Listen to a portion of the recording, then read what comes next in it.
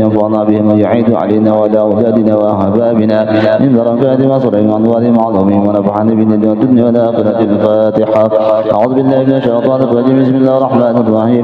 الحمد لله رب العالمين الرحمن الرحيم مالك يوم الدين إياك نعبد وإياك نستعين صراط المستقيم صراط الذين أنعمت عليهم غير المغضوب عليهم ولا الضالين. مثل على سيدنا عبد الفقيه المقدم محمد بن علي بن علي وصوله وفرعهم وجميع سادتنا علي بن علي وصوله وفرعهم أن الله يعذر الرجال في الجنة ويكسر مثوبتهم ويضعف حسنتهم ويحفظنا بهم وينفعنا بهم ويعيد علينا وعلى أولادنا وأحبابنا من أرقاد مصالح وأنوارهم وعظامهم ونفعنا بالدين والدنيا والآخرة. الفاتحة. أعوذ بالله من الشيطان الرجيم. بسم الله الرحمن الرحيم. الحمد لله رب العالمين الرحمن الرحيم مالك يوم الدين إياك نعبد وإياك نستعين صراط المستقيم صراط الذين أنعمت عليهم غير المغضوب عليهم ولا الضالين. آمين. ونفعتنا سيدنا صاحب الراتب كتب الإرشاد وغوث العباد والبلاد الحبيب عبد الله بن علوي بن محمد الهنداد وصوله وفرعهم أن الله يعذر الجان في الجنة ويكسر مثوبتهم ويعطيك حسنتهم ويحفظنا بهم وينفعنا بهم ويعيد علينا وعلى أولادنا وأحبابنا بركة مصرهم وأنوارهم وعلومهم ونفعنا بالدنيا والدنيا والآخرة. الفاتحة. أعوذ بالله من الشيطان الرجيم. بسم الله الرحمن الرحيم. الحمد لله رب العالمين الرحمن الرحيم مالك يوم الدين إياك نعبد وإياك نستعين صراط المستقيم صراط الذين أنعمت عليهم غير المغضوب عليهم ولا الضالين. آمين. ونفتنا أرواحك كافة عباد الله الصالحين ووالدينا ومشايخنا في الدين وعدم الحقوق علينا وأموات أهل هذه البلدة من أهل لا إله إلا الله أجمعين من أرواح أموات المسلمين وأحياءهم إلى يوم الدين. أن الله يغفر لهم ويرحمهم ويفرج قلوب المسلمين ويرحم مرضهم ويجمعهم شملهم على الهدى ويؤلف ذات بينهم ويؤدي عليهم خيارهم ويصرف عنهم شررهم ويكفينا وإياهم شر الفتن والميان والمعصيين والمتعدين من قريب وبعيد ويرقي أسعارهم ويغزر أمطارهم ويعطي كل منا صنع لم يرضى الله ورسوله ويفتح عيقظ العارفين ويفتح علينا فتوح العارفين ويختم لنا بالحسنى وهو راض عنا في خير رب وعافية. وعلى هذه النية وإلى حضرة النبي صلى الله عليه وآله وسلم. الفاتحة. أعوذ بالله من الشيطان الرجيم. بسم الله الرحمن الرحيم. الحمد لله رب العالمين الرحمن الرحيم مالك يوم الدين إياك نعبد وإياك نستعين اهدنا الصراط المستقيم صراط الذين أنعمت عليهم غير المغضوب عليهم ولا الضالين. آمين. اللهم إنا نسألك رضاك والجنة ونعوذ بك من سخطك والنار. اللهم إنا نسألك رضاك والجنة ونعوذ بك من سخطك والنار. اللهم إنا نسألك رضاك والجنة ونعوذ بك من سخطك والنار. جزا الله عنا سيدنا محمد صلى الله عليه وآله وسلم ما هو أهله. جزا الله عنا سيدنا محمد صلى الله عليه وآله وسلم ما هو أهله. جزا الله عنا سيدنا محمد صلى الله عليه وآله وسلم ما هو أهله. الفاتحة. بسم الله الرحمن الرحيم. الحمد لله رب العالمين الرحمن الرحيم مالك يوم الدين إياك نعبد وإياك نستعين اهدنا الصراط المستقيم صراط صلى الله الذين أنعمت عليهم غير المغضوب عليهم ولا الضالين. إن رب العالمين. بسم الله الرحمن الرحيم. الحمد لله رب العالمين والصلاة والسلام على أشرف الأنبياء والمرسلين سيدنا ومولانا محمد وعلى آله وصحبه أجمعين. حمدا يوافي نعمه ويكفي مزيدا. يا ربنا لك الحمد كما ينبغي لجلال وجهك الكريم العظيم سلطانك. سبحانك لا نحصي ثناء عليك أنت كما أثنيت على نفسك. ولك الحمد أنت ترضى ولك الحمد إذا رضيت ولك الحمد بعد الرضا. اللهم صل وسلم على سيدنا محمد في الأولين وصل وسلم على سيدنا محمد في الآخرين. صل وسلم على سيدنا محمد في كل وقت وحين. وصل وسلم على سيدنا محمد في الملائكة الأعلى إلى يوم الدين. صل وسلم على سيدنا محمد هذا طرف الأرض وأنت آخر الوارثين. اللهم إنا نستحفظك ونستودعك أدياننا وأنفسنا وأموالنا وأهلنا وكل شيء أعطيتنا. اللهم اجعلنا وإياهم في كتابك وأمانك وإيادك من كل شيطان مريد وجبار عنيد وذي عين وذي بغي وذي حسد ومن شر كل ذي شر إنك على كل شيء قدير. اللهم جملنا بالعافية والسلامة وحققنا بالتقوى والاستقامة وعدنا من مجبة الندامة في الحال والمال إنك سميع الدعاء. وصل اللهم بجمالك وجلالك على على سيدنا محمد وعلى آله وصحبه أجمعين وارزقنا كمال متابعة له ظاهرا وباطنا يا أرحم الراحمين بفضل سبحان ربك رب العزة عما يصفون وسلام على المرسلين والحمد لله رب العالمين.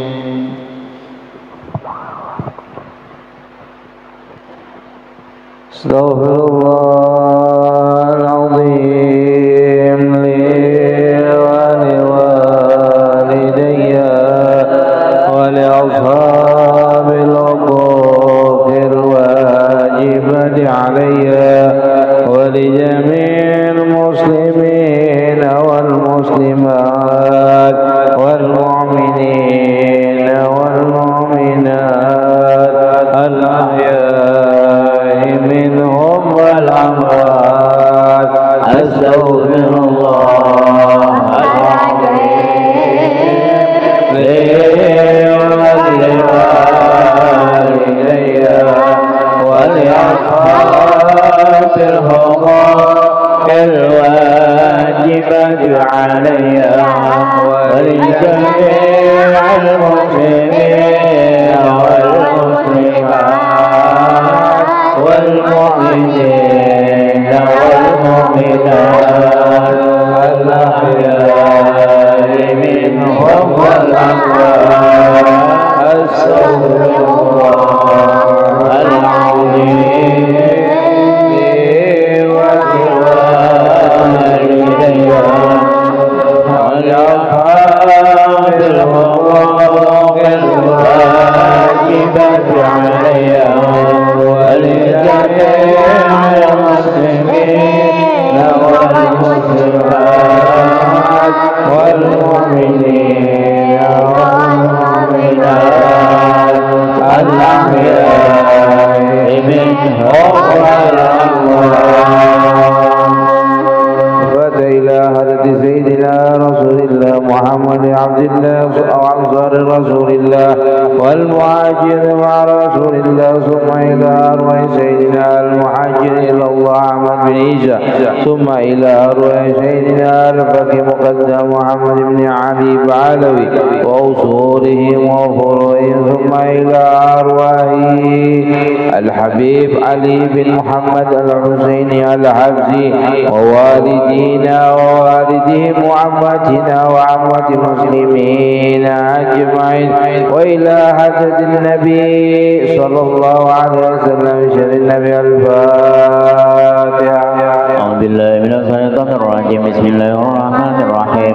الحمد لله رب العالمين الرحمن الرحيم مالك يوم الدين إياك نعبد وإياك نستعين اهدنا الصراط المستقيم صراط الذين أنعمت عليهم غير المغضوب عليهم ولا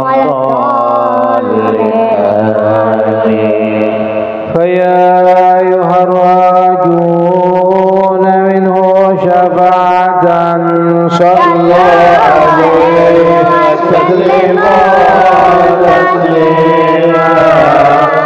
اللهم صل وسلم وبارك ويا أيها المشتاقون إلى رؤيا جماله صلوا عليه وسلموا تسليما. اللهم صل وسلم وبارك عليه وعلى من يحفظ وصاله يقظة ومناما صلوا عليه وسلموا تسليما. اللهم صل وسلم وبارك عليه وعلى الجنة ونعيمها سعد لمن يصلي ويسلم ويبارك عليه. اللهم صل وسلم وبارك عليه وعلى آله. يا رب صل على محمد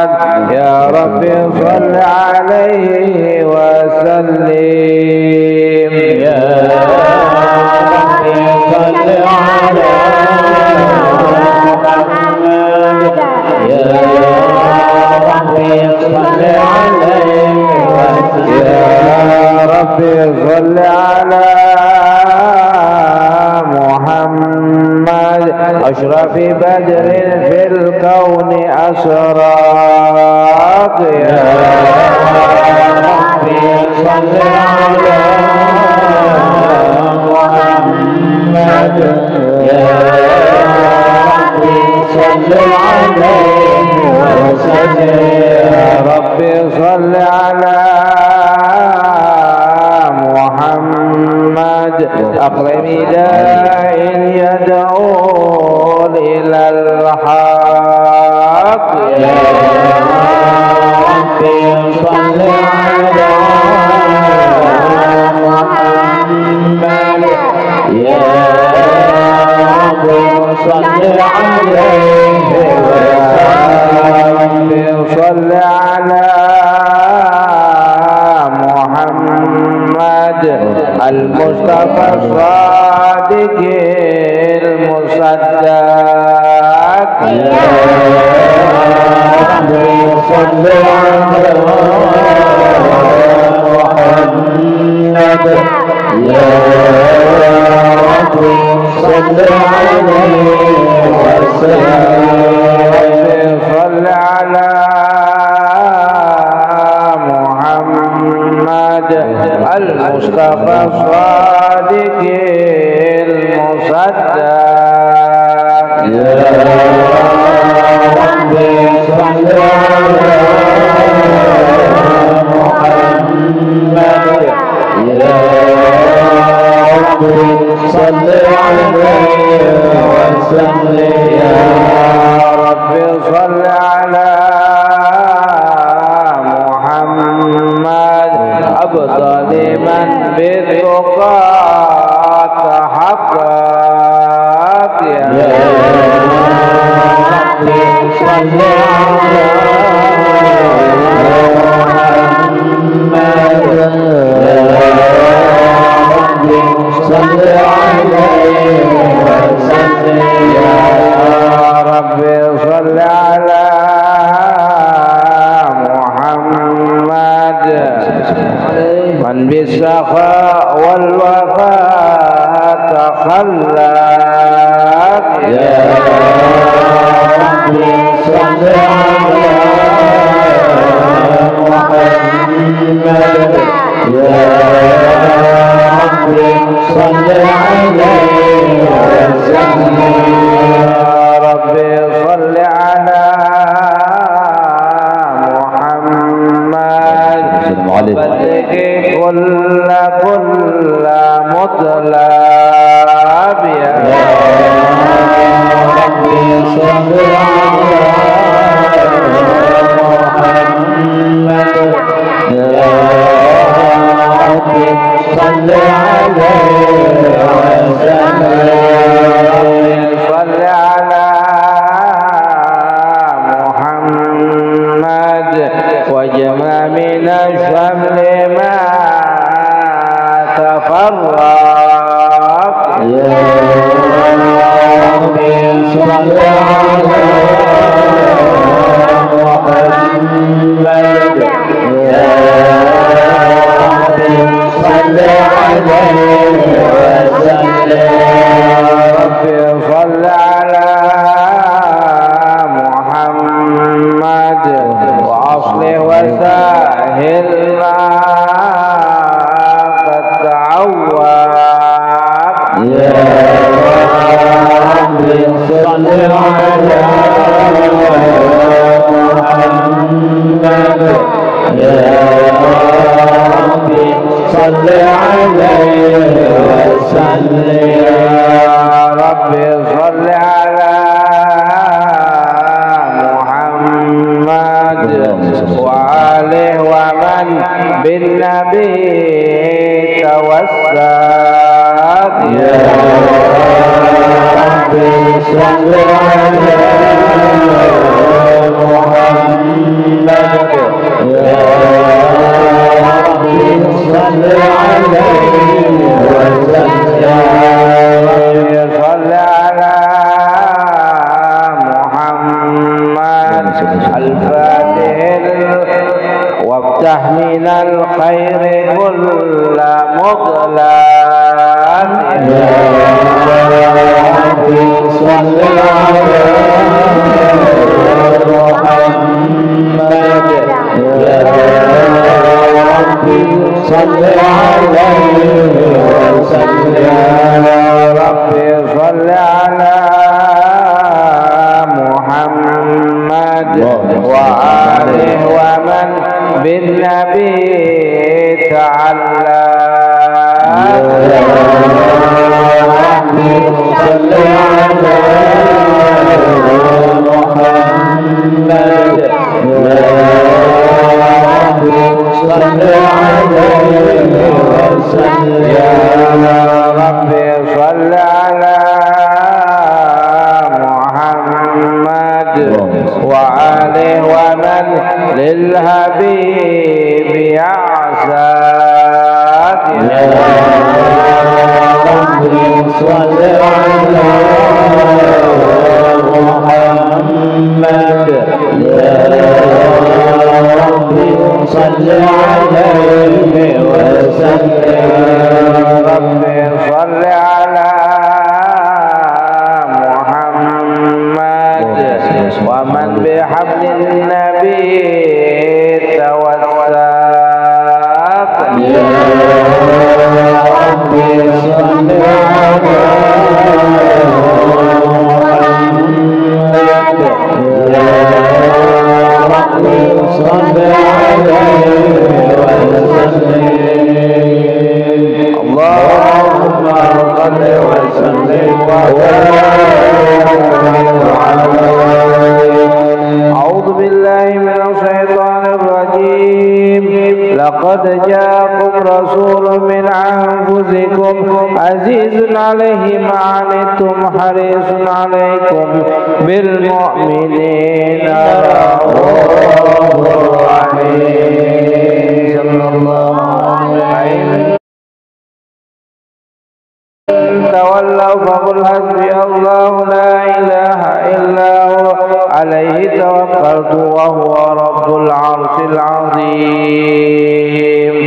إن الله وملائكته يصلون على النبي يا أيها الذين آمنوا صلوا عليه وسلموا تسليما. اللهم صل وسلم وبارك عليه وعلى بسم الله الرحمن الرحيم. الحمد لله قوي سلطان الوادي برهانه المكتوب في الوجود كرم وإحسانه تعالى مجد وعظم شأنه خلق الحكمة وتوى عليها علما وبسط لهم في فائد منة ما جرت به في القسمة صلى الله عليه وسلم خلقه وأجل عبده رحمة تعلقت إرادة العدل بحق هذا العبد المحبوب فانتشرت آثار شرفه في عوالم السعادة والغيوب صلى الله عليه وسلم. عزمنا الذي تكرم به منان وما أعظم هذا الذي برد من حضرة إحسان صورة ظاهرة ظهرت في هيكل محمود فتعذرت بوجودها تناه الوجود وترجت برد عوالم اضطراد التقريب. اللهم صل وسلم وصلاة وتسليم على سيدنا ونبينا محمد الرحيم. اللهم صل وسلم وبارك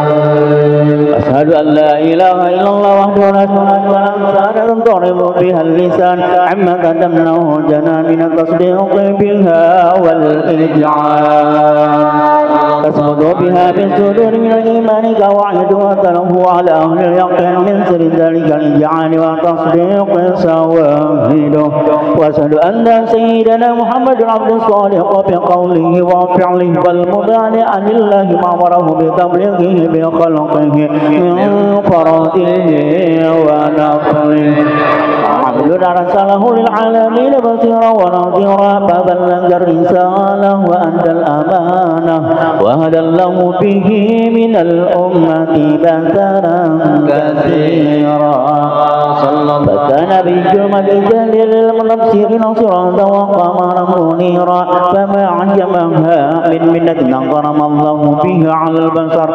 وبعثها من نعمة انتصر سرها في البحر والبر صلى الله عليه وسلم يا أجمعها والمكانية وأوسعها على هذا العبد الذي وفى بحق العبودية وبرز فيها بخيات الكمال وقام بحق الربوبية في مواطن الخدمة لله وقبل عليه غاية الإقبال صلاة يتصل بها روح المصلي عليه ويمس قلبه نور طريق الأوقه به وحبه ويغتم بها بعناية الله بنسبه وعلى آله وصحبه الذين ارتقوا سوة البدر قربه وتبينوا جل صرف أصله بحبه وحبه ما أطر الأقوام بنذر ذكراهم نسيم اللهم صل وسلم أشرف الصلاة وتسليم على سيدنا ونبينا محمد اللهم صل وسلم وبارك عليه وعلى يا إمام الرسل يا سندي الله أنت بعد الله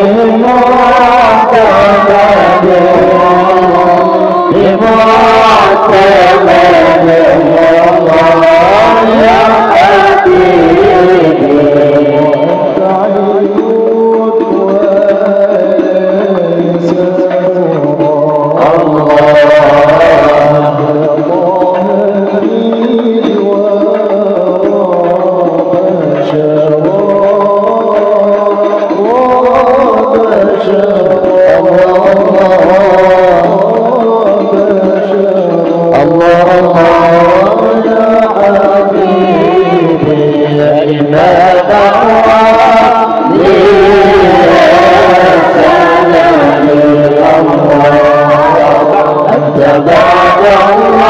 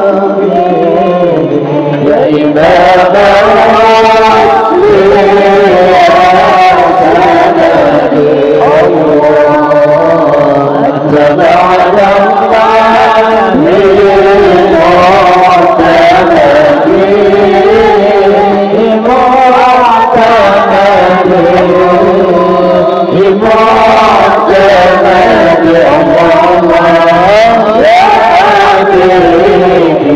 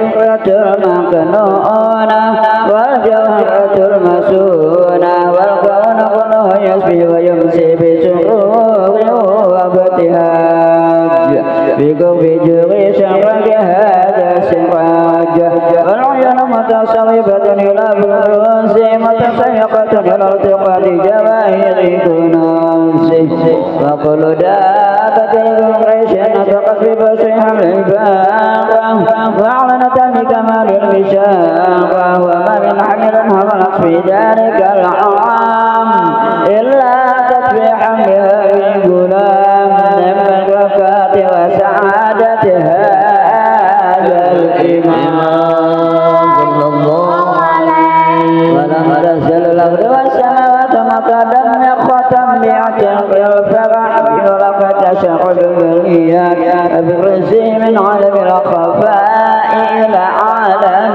الظهور بعد تنقله في البطون والظهور فعزل الله في الوجود فجد التكريم وبسط في العالم الكبير مائدة التشريف والتعظيم ببراجها كالبصر الكريم اللهم صل وسلم أشرف الصلاة والتسليم على سيدنا ونبينا محمد الرؤوف الرحيم اللهم صل وسلم وبارك عليه وعلى آله حين غاب أمل عن هذا الحبيب أعلنت السماوات والأرضون ومن فيهن بترحيب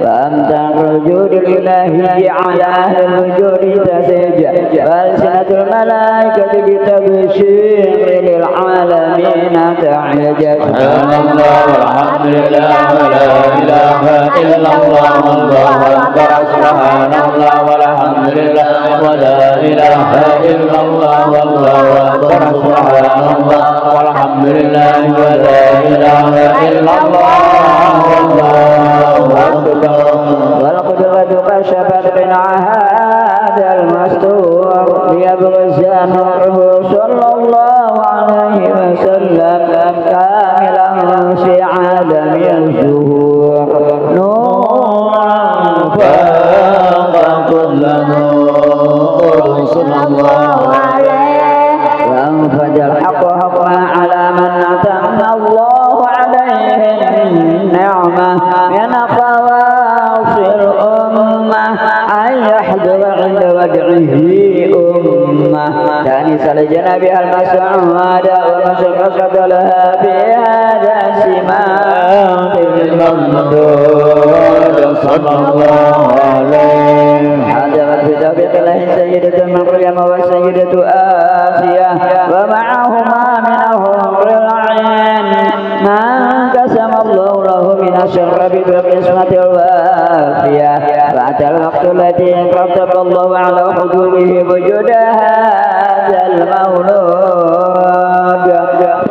فلق صبح الكمال من النور عن عماد فبعثر الحمد المحمود وجعلنا لله بتعظيم والسجود صلى الله على محمد صلى الله عليه وسلم صلى الله عليه محمد صلى الله عليه وسلم صلى الله على محمد يا رب صل وسلم النبي يا من حضر يا من حضر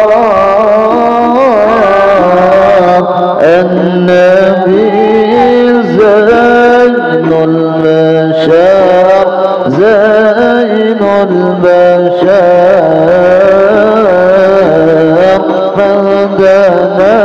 فدنانا والشجر لا والشجر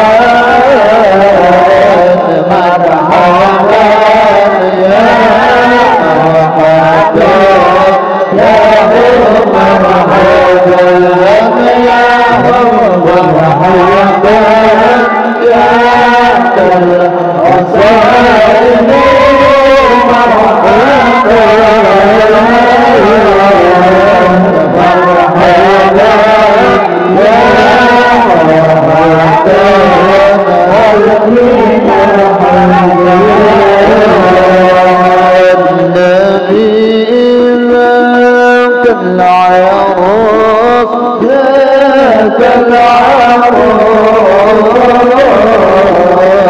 ذكراه يحيي النفوس يحيي النفوس النصارى والمجوس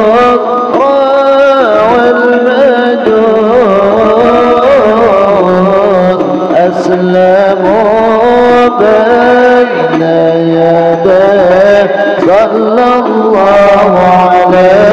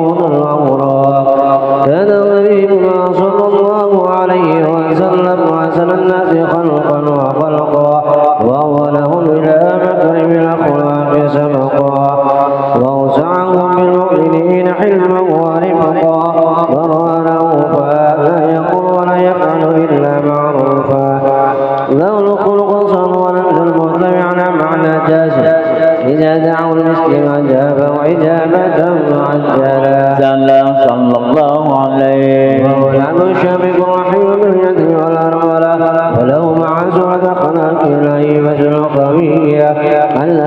صنعت منها فرائز الأسوياء من البرية ومن نشد به تعطر الطرق والمنازل وبعرف ذكره تطيبت المجالس والمحافل صلى الله عليه. وهو حبيبنا صلى الله عليه وسلم تابع صفات الكمالية والمنفرد في خلقه وخلقه بأشرف خصوصية فما من خلق في البرية محمود إلا وهو متلق عن زين الوجود صلى الله عليه. أجمل فيه واسم الحبيب وشأنه ولولا في وزنه ومكانه أوصى حزب قد على نزلها أخذت على نزل سها بعلانه صلى الله عليه. وقد وصل القلم في دبير ما فضوا العلم بمقايم ولد النبي الكريم وحكاية ما قرأ الله فيها أنت العبد المقرب من التكريم والتعظيم والخلق العظيم صلى الله عليه. حسنا بإذنه أمسك عدة القلم فيها أنت المقام وأقرأ السلام على سيد الأنام. السلام عليك أيها النبي ورحمة الله وبركاته. السلام عليك أيها النبي ورحمة الله وبركاته. السلام عليك أيها النبي ورحمة الله وبركاته. وبذلك يصل الخطر كما يصل التقدير فعلي أفضل الصلاة والتسليم. اللهم صل وسلم واشرف الصلاة والتسليم على سيدنا ونبينا محمد الرؤوف الرحيم. اللهم صل وسلم وبارك عليه وعلى آله.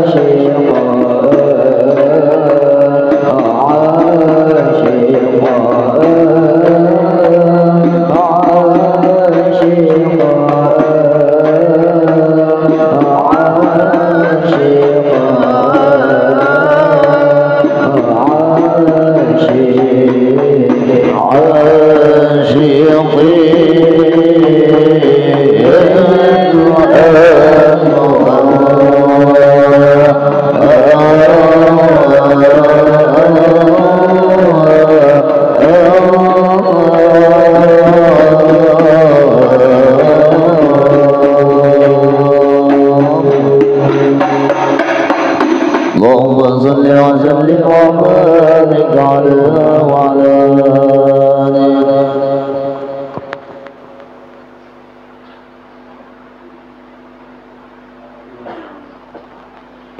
محمد في أول وسلم على سيدنا محمد في آخر. ولما انطلب في كل من دار أوصاد محمد وقودا توجهت إلى الله متوسلا بسيدي وحبيبنا محمد صلى الله عليه وسلم أن يجزي بمشكورا وفره بمحمودا وأن يكتب في عمل مقبولا وتوجه في توجه خالصة وسيلة موصولا. اللهم يا من إليه نتوجه عمل فتعوذ ظافرا وعلى باب رحل فتخزع منه بيوت الغامرة. نتوجه إليك بأشرف وسائل سيدنا مرسل عبدك الصادق الأمين سيدنا محمد الذي أما رسالة العالمين أن تصلي وتسلم على تدة الكاملة مستودع أمانتك وحافي سرك وحامل راية دعوتك الساملة الأب الأكبر المحبوب لك ومحضر بشرف أفر في كل معطي من معطي قربي ومظهر قاسم ذلك في عبادك وساقي أزال رحلي وذلك سيدنا كونين واشرف الثقلين عبد المحبوب الخالص المنصوب منك بأجل خصائص. اللهم صل وسلم عليه وعلى آله وأصحابه وعلى حضرة افتراء من أحبابه. اللهم إنا تقدم إليك جهاز النبي الكريم ونتصل إليك بشرف الأقام مقام عظيم أن تلاجر بالأقل مساسكنا في عين عنايتك وأن تحفظنا من جميع أطوارنا وتوبتنا من جميع غاياتك وحاسب وقاياتك وأن تبلغنا من شرف قربي إليك وإلى هذا الحبيب. اللهم غاية أعمالنا وتقبل منا ما تحرقنا به من نياتنا وأعمالنا وتجعل في حجر حبيبنا حاضرين وفي ترائك اتباعه من السالكين ولأهلك من المعدين ولأهلك من الحافظين. اللهم إنا ندعى في رحمتك خاصتك ولا تحرمنا وجنودا جميلة وسيلة إليك ولا تخيبنا. آمنا بك وبرسولك وما جاء بنا من الدين وتوجهنا إليك مشتاقين أن تقابل المذنب منا بالغفران أن تقابل المذنب منا بالغفران أن تقابل المذنب منا بالغفران والمصيب إنسان وسائل بما سأل ومعامل بما عمل وأنت ممن نصر هذا الحبيب وواظر وواله وواظر وأم ببركة وشرف أولادنا ووالدينا وعلى قدرنا ووالدينا وجميع المسلمين والمسلمات والمؤمنين والمؤمنات في جميع الجهات وعدم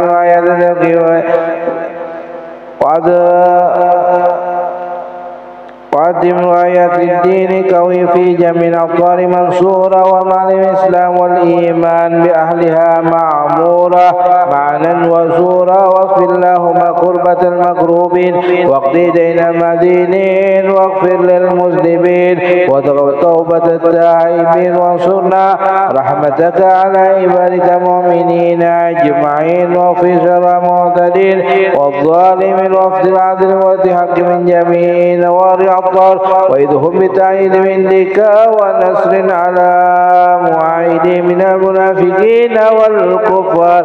واجعلنا يا ربي في الحسن حسن جميع البلايا واجعلنا يا ربي في الحسن حسن جميع البلايا واجعلنا يا ربي في الحسن حسن جميع البلايا وفي حزمة مكي من الذنوب وحطايا وعزمنا في أعمال بطاعتك وصدق في حزمة قائمين وإذا توفيتنا فتوفنا مسلمين مؤمنين واختم لنا منك بخيرك أجمعين. وصل وسلم على هذا حبيبنا المحبوب لأسامي الأرواح والقلوب وصل وسلم على هذا الأبي المحبوب لأسامي الأرواح والقلوب وعلى آله وصحبه ومن إليه منسوب وحده الحمد لله رب العالمين.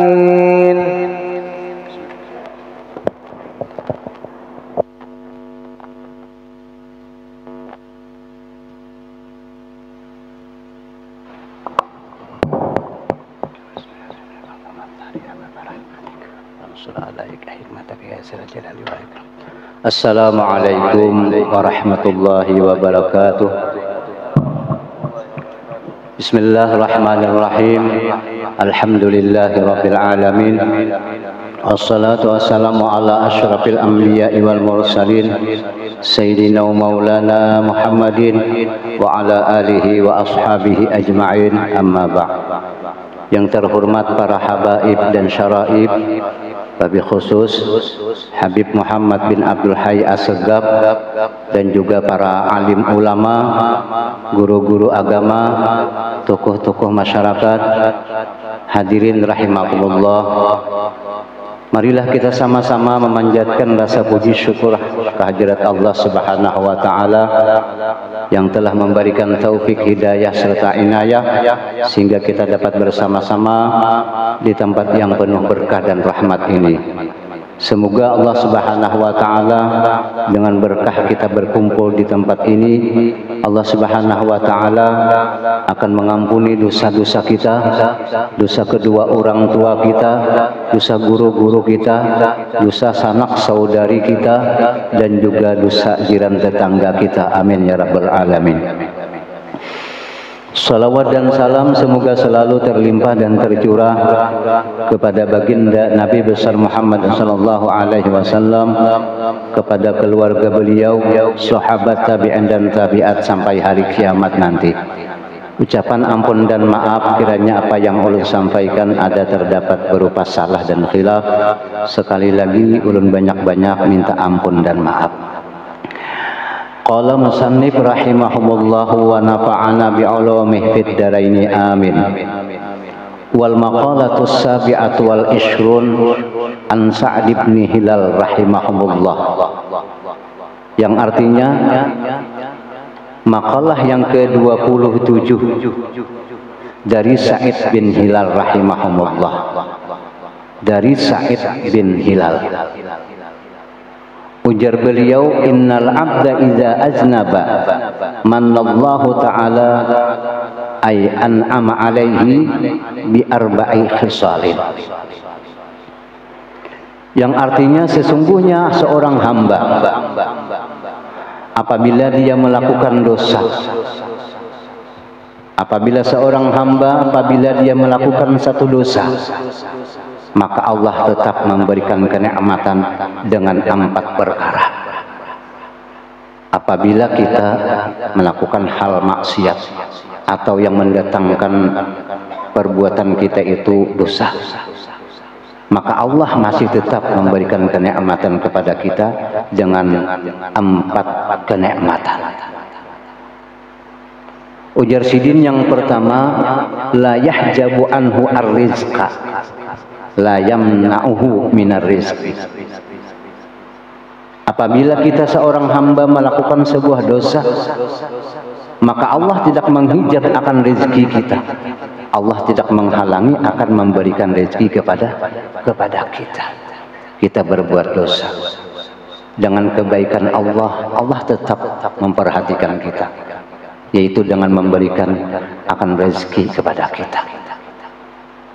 Kemudian yang kedua, wala yahjabu anhu as-sihata la yamna'uhu min sihatil badan. Apabila seorang hamba melakukan sebuah dosa, maka Allah tetap memberikan kenikmatan, yakni Allah tidak menghijab, tidak mendinding atau tidak mencegah akan kesehatan kita daripada badan. Kita berbuat maksiat, tapi Allah tetap memberikan kesehatan kepada kita. Jadi seberapa banyak maksiat yang kita lakukan, Allah tetap memperhatikan akan diri kita. Nah, ini adalah kebaikan Allah Subhanahu wa taala kepada seorang hamba, meskipun hamba itu adalah durhaka kepadanya. Lain halnya kita sebagai manusia. Ada orang yang jahat kepada kita, ya mungkin rezeki akan tertahan oleh karena dia jahat dengan kita. Artinya ada pacangan dapat apa jurang tuh rezeki dari kita. Kenapa? Karena dia istilahnya tuh mencela kita misalnya, atau hal-hal yang lain. Nah, kalau Allah Subhanahu wa taala bukan semacam itu. Allah tetap memberikan kenikmatan, bahkan kenikmatan yang besar yang diberikan Allah meskipun seorang hamba itu dia saat itu melakukan dosa. Kemudian yang keempat, wala yuzhiru alaihi azamba bal yastaruhu. Kemudian yang ketiga,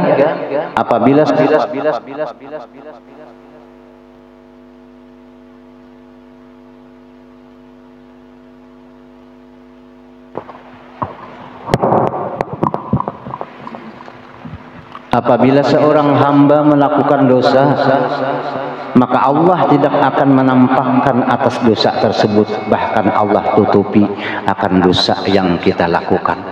Nah, ini adalah kebaikan Allah kepada kita. Yang seandainya dosa yang pernah kita lakukan Allah tampakkan kepada kita, jangankan orang lain, anak kita pun tidak akan senang lawan kita. Nah, oleh karena keaiban kita, dosa yang pernah kita lakukan Allah tutupi, sehingga orang ada sebahagian nang ketujuh lawan kita. Jangankan orang lain, kuitan haja gin kada senang lawan kita, pasangan kita kada senang lawan kita. Kalau yang seandainya Allah itu menampakkan akan segala dosa yang pernah kita lakukan. Nah, ini adalah kenikmatan yang diberikan Allah kepada kita. Wala yu'aqibu ajilan ay fi sa'atil hadirati bal yamhilhu wala yahmilhu. Apabila seorang hamba melakukan sebuah dosa, Allah tidak menyiksa saat itu. Allah tidak menyiksa saat kita melakukan dosa, kada langsung disiksa Tuhan. Bal yahmilhu, bahkan Allah abaikan, bahkan Allah tidak mempedulikan, namun Allah tidak melupakan. Artinya apa yang kita lakukan memang Allah kada peduli dengan kita, tapi Tuhan kada melupakan dosa yang kita lakukan. Nanti apabila terjadi hari kiamat, maka dosa yang pernah kita lakukan akan diperhitungkan oleh Allah Subhanahu wa taala. Nah, hadirin rahimakumullah. Wa hukiya anna Adam alaihi salam qala innallaha a'ta ummata Muhammadin arba'u karamatin ma'a'taniha. Diceritakan bahwasanya Nabiullah Adam alaihi salam dia berkata, sesungguhnya Allah Subhanahu wa taala akan memberikan kepada umatnya Nabi 4 kemuliaan. Yang mana 4 kemuliaan tersebut tidak diberikannya kepada diriku. Tidak diberikannya kepada diriku. Jangankan umat selain daripada Nabi. Nabi saja nih, Nabi Adam tidak diberikan oleh Allah akan 4 kemuliaan. Yang mana 4 kemuliaan tersebut diberikan kepada umatnya Nabi Sallallahu Alaihi Wasallam. Ini kata Nabi Adam alaihi salam. Jadi kita berbanggalah bahwa kita tidak dipilih, tidak kita yang menentukan bahwa kita ini termasuk umatnya Nabi. Sesungguhnya Allah mengasihi akan umatnya Nabi, kata Nabi Adam alaihi salam, akan 4 kemuliaan. Yang mana 4 kemuliaan tersebut Allah tidak mengasihi kepadaku. Ihdaha taubatika Nabi Makkah wa ummatu Muhammadin yatubuna fi kulli makanin fayaqbalu taubatahum. Salah satu yang 4 hal yang diberikan Allah kepada umatnya Nabi kita yang tidak dikasih kepada Nabi Adam, yaitu adalah aku diterima tobatku sewaktu aku berada di kota Mekah, sewaktu Nabi kita dikeluarkan dari surga, diturunkan ke dunia, diturunkan ke bumi. Di saat diturunkan ke bumi, Nabi Adam alaihi salam sudah melakukan tobat, tapi tobatnya kada diterima oleh Allah Subhanahu wa taala. Terus Nabi Adam alaihi salam berjalan sampai ke kota Makkah. Kemudian di saat itu Sayyidina Adam alaihi salam dia tobat kepada Allah, dan saat itu Nabi Adam alaihi salam tobatnya diterima oleh Allah. Artinya sewaktu aku berada di kota Makkah, hanya tobatku diterima oleh Allah Subhanahu wa taala, kata Nabi Adam alaihi salam. Nah, sedangkan umatnya Nabi Muhammad sallallahu alaihi wasallam, mereka melakukan tobat dengan sebenarnya dimanapun dia berada, maka niscaya Allah akan menerima tobatnya. Nah, inilah yang diberikan oleh Allah kemuliaan kepada umatnya Nabi dibandingkan kepada Nabi Adam alaihi salam. Kita berada di mana saja, kalau kita ingin tobat dan tobatnya itu benar-benar tobat, maka niscaya tobat kita akan diterima oleh Allah Subhanahu wa taala. Baik kita melakukan tobat di Indonesia kah, atau umpamanya kita tolak ke Makkah kah, atau ke Madinah kah, dimanapun kita berada, kalau kita ingin benar-benar tobat kepada Allah Subhanahu wa taala, maka tobat kita akan diterima oleh Allah Subhanahu wa taala. Nah, inilah yang dikatakan oleh Nabi Adam alaihi salam. Wasaniyatu anni kuntu labisan falamma asaitu ja'alni uryanan wa ummatu Muhammadin ya'suna uratan payalbisuhum. Kemudian kata Nabi Adam alaihi salam, Allah mengasih akan umatnya Nabi bahagian yang kedua yang tidak dikasih kepadaku, bahwasanya aku sewaktu dikeluarkan dari surga, aku ditelanjangi. Semua pakaianku akan dilepas oleh Allah, semua pakaianku dilepas oleh Allah Subhanahu wa taala. Artinya keluar dari surga dalam keadaan telanjang. Kenapa? Karena Nabi Adam alaihissalam melakukan hal yang dilarang oleh Allah, yaitu memakan buah yang dilarang untuk memakannya. Disebutkan, dinamakan itu adalah buah khuldi. Nah, oleh karena beliau itu maksiat memakan buah khuldi, yang mana buah khuldi itu adalah salah satu buah yang dilarang oleh Allah untuk memakannya, dan dia memakan, akhirnya dia dikeluarkan dari surga, dan beliau pun dalam keadaan telanjang tanpa pakaian. Kenapa? Karena dia melakukan dosa. Nah, ujar Nabi Adam alaihissalam, falamma asaitu ja'alani uryanan, manakala aku melakukan maksiat, maka aku dijadikan oleh Allah menjadi telanjang. Artinya dalam keadaan telanjang. Sedangkan umat Nabi Muhammad mereka maksiat dalam keadaan telanjang, maka dia diberikan pakaian oleh Allah. Maka mereka diberikan pakaian oleh Allah Subhanahu wa taala. Kita keluar dari rahim ibu kita dalam keadaan telanjang. Terus kita berjalan mengarungi kehidupan kita, di saat itu kita berbuat maksiat. Maka pakaian yang diberikan oleh Allah ketika maksiat, maka pakaian itu tidak dicuput oleh Allah. Artinya kada ditelanjangi diri kita. Nah, inilah kemuliaan yang dimuliakan oleh Allah kepada umatnya Nabi Sallallahu Alaihi Wasallam dibandingkan Nabi Adam alaihi salam. Wasalisatu lima asaitu farraqa baini wa baina imraati wa ummatu Muhammadin ya'sunallaha wa la yufarriqu bainahum wa baina azwajihim. Kata Nabi Adam alaihi salam, Allah Subhanahu wa taala mengasihi umatnya Nabi akan 4 kemuliaan. Yang ketiga adalah manakala aku berbuat maksiat, maka aku dipisah antara diriku dengan pasanganku, yaitu adalah Sayyidah Hawa. Sewaktu Nabi Adam alaihi salam keluar dari surga, Sayyidah Hawa pun keluar dari surga, dan mereka dipisah. Mereka dipisah. Wa ummatu Muhammadin ya'sunallaha wa la yufarriqu bainahum wa baina azwajihim. Sedangkan umatnya Nabi Muhammad mereka berbuat maksiat dan ada memiliki pasangan, dan mereka pun tidak dipisah dengan pasangan mereka. Kita berbuat maksiat, tapi tetap Allah itu tidak memisahkan diri kita dengan istri kita, dengan pasangan kita. Nah, inilah kemuliaan yang diberikan oleh Allah kepada umatnya Nabi dibandingkan dengan Nabi Adam alaihissalam. Warabi'atu anni asaitu fil jannah fa akhrajani minha.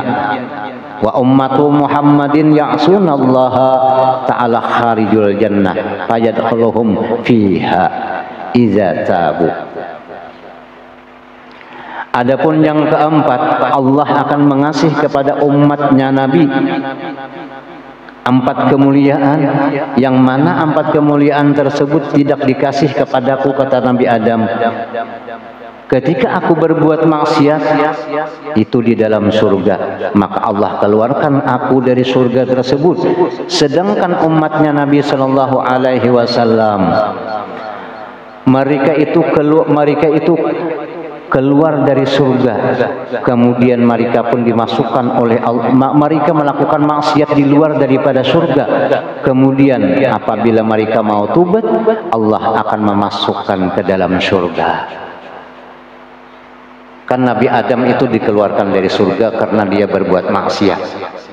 Sedangkan umatnya Nabi, mereka itu berbuat maksiat di luar daripada surga. Apabila dia tobat, maka dia akan dimasukkan oleh Allah ke dalam surga. Nah, inilah yang disebutkan oleh Nabi Adam alaihi salam tentang masalah kemuliaan yang diberikan oleh Allah kepada umatnya Nabi Sallallahu Alaihi Wasallam. Sehingga apabila kita mengetahui akan cerita ini, maka kita bangga menjadi umatnya Nabi. Alhamdulillah kita jadi umatnya Nabi. Nah, hadirin rahimakumullah. Wal maqalatu tsaminatu wal ishrun an Hatimil Asam rahimahumullahu annahu qala. Dan bermula makalah yang ke-28 dari Hatimul Asam. Ini salah satu ulama yang sangat alim, namanya Hatimul Asam. Hatimul Asam, Asam ini adalah lakap beliau atau gelar sidin. Asam itu artinya kalau kita bahasakan tuli, karena itu ada sejarahnya. Ada sejarahnya Hatim ini diberi lakap dengan Asam. Annahu qala, bahwasanya Hatimul Asam beliau berkata, man syarafa arba'an ila arba'in wajadal jannata. Ujar Hatimul Asam, barang siapa memalingkan akan empat macam, maksudnya ila arba'in, kepada 4 macam, wajadal jannata, maka dia akan memperdapati surga. Surga. Nah, ini yang dikatakan oleh Hatimul Asam. Maksudnya adalah man taraka arba'an wa tawajjaha ila arba'in wajadal jannata. Barang siapa meninggalkan atau memalingkan akan 4 perkara, kemudian dia hadapkan kepada 4 perkara, maka niscaya dia akan memperdapati surga. Yang pertama, an-nauma ilal qabri, memalingkan tidur kepada kuburan. Ujar sidin, memalingkan tidur kepada kuburan. Maksudnya bukan kita guring di atas kuburan, kada. Maksudnya demikian. Bi antara karahatan naum wa tawajjaha ila rahatihi fil qabri bi anna amila sholihan li ajli. Barang siapa memalingkan akan ke lapangan tidur, orang guring itu nyaman benar, tapi dia berpaling daripada tidur, kemudian dia hadapkan untuk mendapatkan ke lapangan di kubur, maksudnya beramal-amal saleh.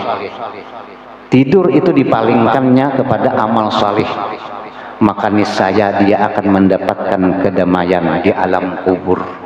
Maksudnya siapa nang beramal melawani akan tidur, maka niscaya dia akan mendapatkan kelapangan, mendapatkan kedamaian, dan mendapatkan ketenangan di alam kubur. Di waktu malam hendaknya kita bangun tengah malam, kita isi dengan zikir, kita isi dengan tasbih, kita isi dengan sembahyang. Maka hal yang demikian adalah memalingkan tidur kepada kuburan namanya. Artinya memalingkan tidur kada guring kita, tapi kita beramal gesan sanggup masuk ke alam kubur. Nah itu maksudnya. Nah ini yang dikatakan hatimul asam.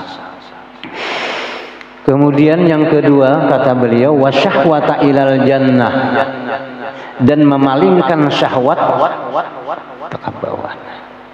Wal fakhra ilal mizan, dan yang kedua adalah memalingkan kesombongan kepada mizan, kepada timbangan. Memalingkan kesombongan kepada timbangan. Maksudnya bi antaraka atatawwalu ala tarki ala nasi bi ta'didil manaqib wa tawajjaha ila amalil hasanat li ajli ziyadatiha fil mizan. Maksudnya dengan bahwasanya memalingkan akan mencela manusia dengan melihat akan kebagusan akan manusia tersebut, dengan melihat akan keburukan orang tersebut, dan kita hadapkan kepada pekerjaan yang baik agar bertambah bekal nanti apabila ditimbang pada timbangan mizan. Maksudnya tinggalkanlah mencela manusia dengan cara kita melihat kebaikan orang yang kita cela. Karena apabila kita fokus pikiran kita melihat seseorang itu kepada aib seseorang, kita fokus kita melihat aib seseorang, pasti kita mencela. Tapi kalau kita alihkan pandangan kita melihat kebaikan kepada seseorang, maka niscaya kita tidak akan mencela orang itu. Jadi kenapa kita mencela? Karena kita melihat keaibannya. Kenapa kita kada mencela? Karena kita melihat kebaikannya. Nang sejahat-jahatnya manusia pasti inya ada memiliki kebajikan. Sebaik-baik manusia pasti ia ada memiliki keaiban. Jadi hendaknya kita memandang manusia itu pada kebaikannya sehingga kita tidak mencela. Apabila kita mampu memalingkan celaan itu, kita palingkan kepada amal, kita beramal. Itu adalah bisa memberatkan akan timbangan kita nanti ketika kita akan ditimbang oleh Allah Subhanahu wa taala. Nah, hadirin rahimakumullah. Kemudian yang ketiga kata hatimul asam warahata ila sirat, dan memalingkan akan rasa dan memalingkan akan bersantai-santai ila sirat, kepada sirat, kepada titian sirat. Maksudnya bi antara rahatal badan wa tawajjaha ila amalin yusri'u al-maruri ala sirati wa zalika bi asra'i ijtinabil ma'asi. Dengan bahwasanya memalingkan akan berlejat-lejat badan, maksudnya banyak istirahat awak, banyak istirahat, banyak ditilang, banyak santai. Itu mesti kita hadapkan kepada amal yang bisa menyegerakan akan menjalani sirat. Jadi nang kebiasaannya kita bersantai-santai, jangan lagi kita santai, karena hidup ini bukan tempat kita bersantai-santai, bukan tempat kita hendak bernyaman-nyaman. Ada seharusnya waktu nang diberi oleh Allah Subhanahu wa taala kita gunakan semanfaat-manfaatnya untuk akhirat dan untuk dunia, yang mana untuk dunia itu adalah sebagai jembatan menuju akhirat. Kalau umpamanya kita kada santai, kita bagawi dapat manfaat di dunia. Amun santai itu kada ada manfaatnya. Kada ada manfaatnya. Nah, ujar hatimul asam, apabila kita santai maka hendaklah kita palingkan nang ban santai-santai tadi untuk melakukan hal yang bisa menyegerakan kita, yang bisa mencepatakan kita melewati sirat. Tidak lain dan tidak bukan, yaitu adalah cepat-cepat kita menjauhi akan perbuatan maksiat. Nah, jadi salah satu jalan untuk mencapatakan kita berjalan melewati sirat itu kita cepat-cepat menjauhi perbuatan maksiat. Karena maksiat yang pernah kita lakukan itu akan diletakkan di belakang kita ketika kita melewati sirat. Tentu semakin banyak pikulan yang ada di belakang kita, itu semakin sulit kita menjalani sirat. Jadi semakin sedikit pikulan kita, itu semakin mudah kita untuk menjalani sirat. Yuk kadaga gampang. Kalau secara akal dan mungkin kita melewati meskipun kita itu tidak memiliki pikulan. Bayangkan sirat itu lebih halus daripada rambut, lebih tajam daripada pisau, dan lebih gelap daripada malam. Nah itu yang kita jalani. Kalau secara akal nih, kalau secara akal dan mungkin kita kawak melewati, dan mungkin. Jadi sewaktu itu kita di dalam qabdahnya Allah, di dalam genggamannya Allah. Kalau Allah menghendaki kita selamat, ya kita selamat. Karena kita tidak ada daya dan upaya di saat itu. Kita di dalam qabdahnya Allah Subhanahu wa ta'ala. Nah hadirin rahimakumullah. Kemudian yang keempat kata Hatimul Asam, wa syahwata ilal jannah, bi antara kasyahwata wa tawajjaha ila masyaqqatil ibadah, fa innal jannata huffat bil makarih kama fil hadis. Kata Hatimul Asam, memalingkan akan syahwat, akan keinginan nafsu, memalingkan ilal jannah, ke surga. Maksudnya dengan bahwasanya memalingkan akan hawa nafsunya, meninggalkan akan hawa nafsunya, dan dihadapkan untuk keberatan ibadah, karena ibadah itu masyaqqat. Kenapa dikatakan berat ibadah itu? Karena itu bertentangan dengan hawa nafsu.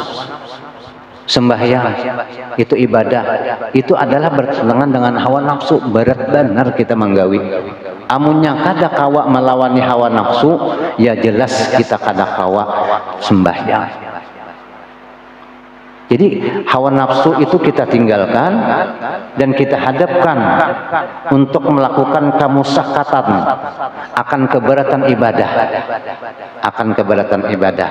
Karena surga itu diliputi dengan makarih, dengan kebencian, dengan yang kada disenangi oleh hawa nafsu.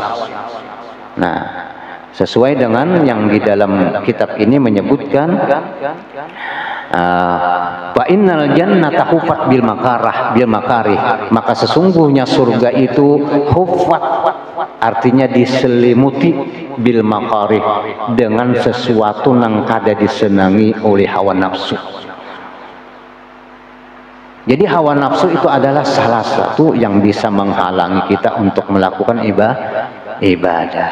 Jadi mesti kita tinggalkan atau kita palingkan hawa nafsu kita demi mencapai untuk surga. Artinya melakukan ibadah kepada Allah Subhanahu wa ta'ala. Jadi 4 hal ini yang dikatakan Hatimul Asam yang disebutkan di dalam kitab ini.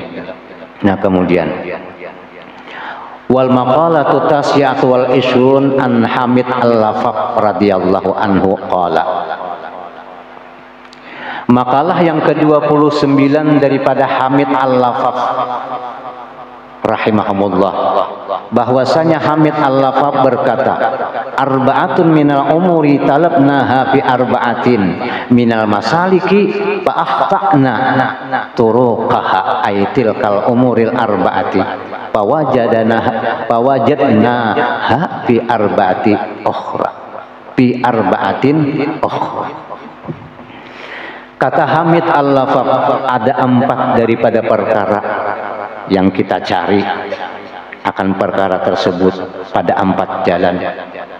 Namun pada perkara tersebut kita tidak menemukan akan jalan, kita tidak bisa mendapatkan akan 4 perkara yang ternyata 4 perkara itu ada pada 4 perkara yang lain. Maksudnya demikian, ada 4 perkara di mana 4 perkara itu kita jalani dan hasil itu yang kita tuju. Ternyata 4 perkara yang kita jalani itu, nang hendak kita perdapati itu bukan ada pada 4 perkara tersebut, tapi ada pada perkara 4 yang di lain. Nah itu maksudnya. Yang pertama kata Hamid Al-Lafaf, talabnal ghina fil mal, fawajadnahu al-ghina fil qanaah. Kita mencari akan kekayaan. Mungkin kekayaan itu ada pada harta, namun kita tak salah sekalinya. Kekayaan itu ada pada qanaah, bukan ada pada harta. Kita hendak sugih, tujuan kita mencari harta. Nah, kita mencari harta itu tak salah, di situ bukan kekayaan adanya. Di mana adanya kekayaan, yaitu ada pada sifat qanaah. Ujar Hamid Al-Lafaf, apa yang dimaksud dengan qanaah? Ay firrida bil qismati wa fis sukunil qalbi inda adamil mahlufati. Yang dimaksud dengan qanaah, rida dengan pembagian Allah, rida apa yang sudah diberi Tuhan, dan hati tenang ketika sesuatu yang kita inginkan itu tidak terjadi. Itu dinamakan qanaah. Hati kita lapang dengan pemberian Allah. Dan seketika kita meminta sesuatu dan sesuatu itu tidak terjadi, hati kita tenang. Itu dinamakan qanaah. Inilah kaya yang sebenarnya, kata Hamid Al-Lafaf. Kemudian yang kedua, wa talabna rahata ay zawalal masyaqqati. Zawalal masyaqqati fi sarwati ay kasratil mal wa wajadnaha fi qillatil mal. Kemudian yang kedua, kita mencari akan kedamaian, kita mencari akan ketenangan. Kedamaian dan ketenangan itu bukan ada pada banyaknya harta, tapi adanya kedamaian dan ketenangan itu ada pada sedikitnya harta. Ujar Sidin. Kenapa? Karena banyaknya harta itu semakin banyak masalah. Semakin banyak harta itu semakin banyak masalah. Kita mengira banyak harta itu damai, kena dapat kelapangan, padahal kada. Nang orang mendapat kelapangan itu adalah sedikitnya harta. Nah, ini kata Hamid Al-Lafaf. Nah, hadirin rahimakumullah. Kemudian yang ketiga, wa talabna al-ladzata bihalawati zauqi wa nuril basari wa hudurul marjuwi fin ni'mah fawajadnaha fil badanis sahih. Kita mencari akan kelezatan ay bihalawati zauqi, dengan mendatangkan manisnya rasa. Maksudnya kita mencari akan kelezatan itu ada pada makanan, itu kebiasaan kita. Kita hendak mencari kelezatan, makan. Kita hendak mencari kenyamanan pandangan mata, kita tulak ke situ kemari, itu termasuk menuntut kelezatan. Di antaranya lagi wahudurul marjuwi, untuk mencari kelezatan. Setiap apa yang kita inginkan kita dapat. Sebenarnya bukan di situ letaknya akan kelezatan. Letaknya kelezatan itu, kata Hamid Al-Lafaf, fil badanis sahihi, yaitu adalah pada badan yang sehat. Amun makanan nyaman, awak gering, kada nyaman juga. Ya kalah. Nah, jadi kita kadang-kadang salah mencari kelezatan itu. Nang sebenarnya kelezatan itu ada pada badan nang sihat, kata Hamid Al-Lafaf tadi. Wa talabnal ilmi fi butni shibain fawajadnahu fi batni jahin. Kita mencari akan ilmu pada perut yang kenyang. Kadang-kadang kita berfatwa, perut kenyang, nyaman kita menuntut ilmu, nyaman kita mencari ilmu.